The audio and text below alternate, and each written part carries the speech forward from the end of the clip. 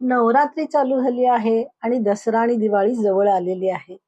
या सणांसाठी लागणारे विना केमिकल, विना रंग, सुवासिक कुंकू घरच्या घरी कसे बनवायचे ते आज आपण बघणार आहे. नवरात्रीमध्ये मार्गशीर्ष महिन्यात आणि श्रावण महिन्यात देवीपुढे कुंकुमार्चन केले जाते. त्याच्यासाठी हे कुंकू सात्विक, सुवासिक कुंकू एकदम परफेक्ट आहे. व्हिडिओमध्ये जे प्रमाण दिलेलं आहे त्या प्रमाणाने कुंकू केल्यास त्वचेला अजिबात खाज येत नाही. यापूर्वी सुद्धा तुम्ही कुंकू कसे बनवायचे हे बऱ्याच वेळा पाहिले असेल, पण आजचं कुंकू हे आपण परफेक्ट प्रमाणासहित बघणार आहे. चला तर व्हिडिओला सुरुवात करूया. मेजरमेंट सगळे मी डिस्क्रिप्शन बॉक्स मध्ये दिलेले आहे. ही घरी बनवलेलीच अर्धा कप ऑर्गॅनिक हळद आहे. मी एका प्लेटमध्ये काढून घेतलेली आहे. दुसऱ्या छोट्या बाउलमध्ये मी 1 टेबलस्पून पाणी घेतलेलं आहे आणि ही 2 रुपयाची चुन्याची डबी आहे. या डबीमधील मी फक्त अर्धा चुना म्हणजे 1 रुपयाचा चुना इथं वापरलेला आहे आणि तो व्यवस्थित पाण्यात विरघळून घ्यायचा आहे. बऱ्याच वेळा कुंकू बनवण्यासाठी साहित्य काय वापरायचे हे माहिती असते, पण ते किती वापरायचे हे माहिती नसते. आपण जो पाण्यामध्ये चुना मिक्स करून घेतलेला आहे त्याला चुन्याची निवळी असं सुद्धा म्हटलं जातं. अर्धा टीस्पून लिंबाचा रस सुद्धा मी घातलेला आहे आणि तो व्यवस्थित चमच्याने मिक्स करून घ्यायचा आहे. आता एक सगळ्यात महत्वाची गोष्ट, चुन्याचं हे पाणी थोडं थोडं आपल्याला वापरायचं आहे, एकदम अजिबात वापरायचं नाही. लागेल तसंच आपण घालणार आहे.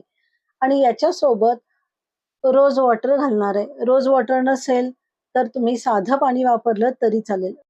रोज वॉटरमुळे कुंकू सुवासिक होते. जर तुमच्याकडे केवडा वॉटर असेल तर ते वापरलं तरी चालेल. आता सरळ हाताने आपण चुन्याची निवळी आणि लिंबाचा रस आणि रोज वॉटर एकत्र करून हळदीला चोळून घ्यायचं आहे. आता इथं एक सगळ्यात महत्वाची गोष्ट, याला कुंकूचा रंग तेव्हाच येतो जेव्हा तुम्ही पाणी किंवा रोज वॉटर जास्त प्रमाणात घालाल, म्हणजे थोडासा ओलसर कुंकू झाला पाहिजे. बाकीचा चुना मी ठेवून टाकलेला आहे. इथं एक महत्वाची टीप, हळदीला लवकर कुंकूचा रंग येत नाही म्हणून जास्ती चुन्याची निवळी किंवा लिंबाचा रस घालू नये. या ठिकाणी पाणी किंवा रोज वॉटरचं प्रमाण वाढवावं.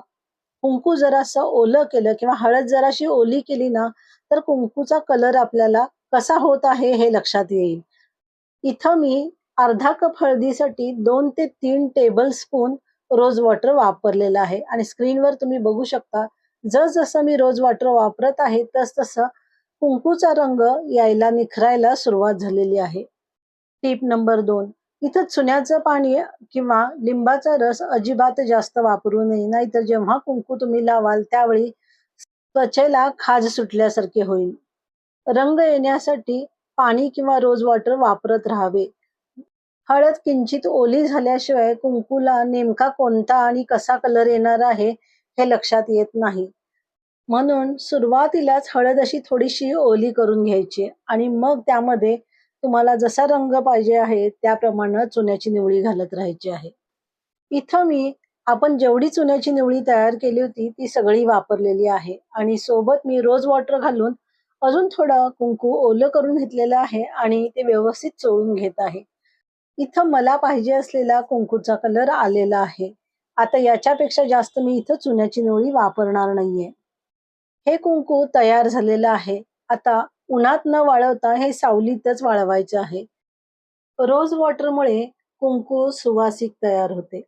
कुंकू सुकल्यानंतर पॉलिथिनच्या बॅगमध्ये व्यवस्थित पॅक करून एका बरणीमध्ये भरून ठेवावे. वर्षभरासाठी हे कुंकू वापरता येईल. घरच्या घरी वर्षभर वापरासाठी सुवासिक कुंकू तयार आहे. याच्यापेक्षा जास्त काळपट कलर कुंकूचा पाहिजे असेल तर चुन्याची निवळी अजून थोडी वापरावी आणि जर याच्यापेक्षा कमी कलर पाहिजे असेल तर चुन्याची निवळी 1 रुपयाच्या चुन्यापेक्षा थोडीशी कमी वापरावी.